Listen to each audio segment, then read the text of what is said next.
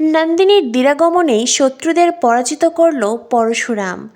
একদিকে শত্রুপক্ষের কথায় পরশুরাম দিরাগমনের সব রান্না করল, আর অন্যদিকে পরশুরামের কথায় তটিনী পৌঁছে গেল অপরাধীদের ডেরায়, আর সেখানেই শত্রুপক্ষের সব চাল ভেস্তে দেবে সে।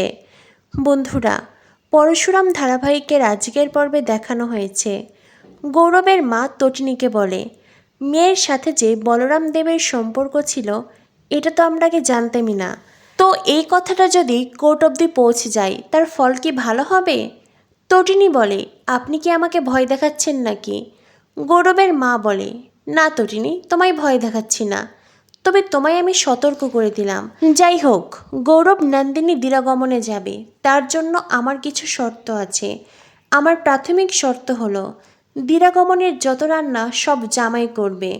তটিনী বলে, মানে? গৌরবের মা বলে, মানে তোমার বর করবে। ইতিহাস সবই জানি, সে তো আগে ওই ছোট্ট ফ্ল্যাটে থাকতো, তাই না?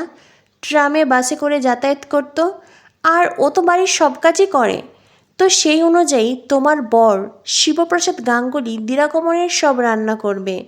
সেদিনও অফিসে যাবে না, ছুটি নেবে। এটা শুনে তটিনী বলে, আমি আপনাদের উদ্দেশ্য বুঝতে পারছি না। গৌরবের মা বলে, উদ্দেশ্য বুঝতে পারছো না? দাঁড়াও, তোমাকে আমাদের উদ্দেশ্য বুঝিয়ে দিচ্ছি। এই বলে গৌরবের মা গৌরবের কাকাইয়ের হাতে ফোন ধরিয়ে দেয়।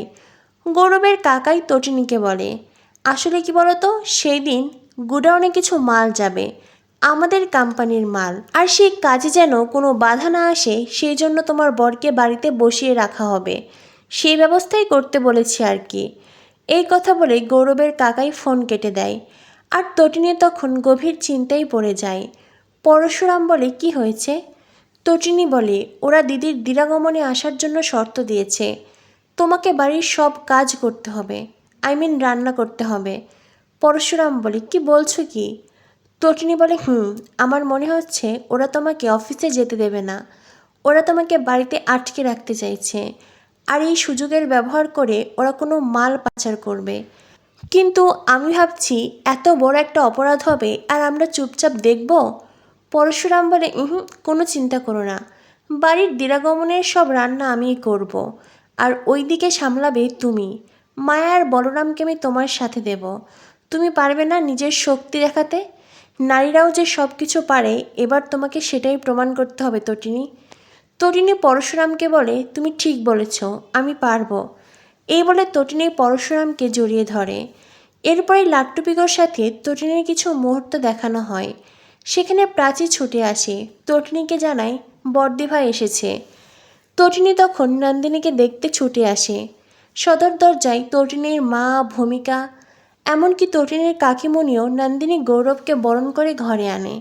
তারপরেই দিরাগমনের সব নিয়মকানুন শুরু হয়। এরই মাঝে গৌরবের কাকিমণি আবারও তটিনীকে কল করে, গৌরব, নন্দিনী কি পৌঁছে গেছে? তটিনী বলে, এই কথাটা আমার কাছে কেন জানতে চাইছেন? গৌরবের বোন তো এখানে আছে, সে আপনাকে খবর দেয়নি? কাকিমণি বলে, হ্যাঁ খবর দিয়েছে, তবুও তোমার সাথে আমার কথা বলতে ইচ্ছে হলো। তটিনী বলে, আমার সাথে? গৌরবের কাকিমণি বলে, হ্যাঁ তটিনী, তোমার সাথে। তোমার বরকে নিশ্চয়ই বলেছ দিরাগমনের রান্না করতে, সে এখন রান্নার কাজে ব্যস্ত নিশ্চয়ই, আজ আর অফিসে যাবে না বলো। আসলে কি বলো তো, সবই কর্ণ চ্যাটার্জির খেলা। কর্ণ চ্যাটার্জি, গগন আর আমার হাজবেন্ড, এদের পাওয়ার সম্পর্কে তুমি বা তোমার বর জানো না। এদের ক্ষমতা এতটাই বেশি যে এরা বাঘে গরুতে একসাথে জল খাওয়াতে পারে। তটিনী বলে, বাঘ তো এই বাড়িতেই আছে, আমার বর আর গরুকে সেটা ভবিষ্যতেই প্রমাণ হয়ে যাবে। তবে আপনাকে বলছি, একটা কথা মনে রাখবেন, এক মাঘে শীত যায় না। এই বলে তটিনী কল কেটে দেয়, আর গৌরবের কাকিমণি রাগে জ্বলতে থাকে। এরপর দেখানো হয় ভূমিকা পরশুরামকে খুব অপমান করে। ভূমিকা পরশুরামকে সবার জন্য কফি আনতে বলে। তটিনীর মা বলে, জামাই কেন কফি বানাবে, আমি বানাবো। তটিনী বলে, না মা, ওই বানাক।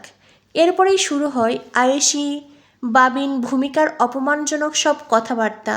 সব কথায় অপমানে জর্জরিত হয়ে যায় পরশুরাম, তবে সে কোনো প্রতিবাদ করে না, কারণ পরশুরাম জানে একদিন এই কলির সন্ধে শেষ হবে, আর বিজয়ের শেষ হাসি হাসবে পরশুরাম।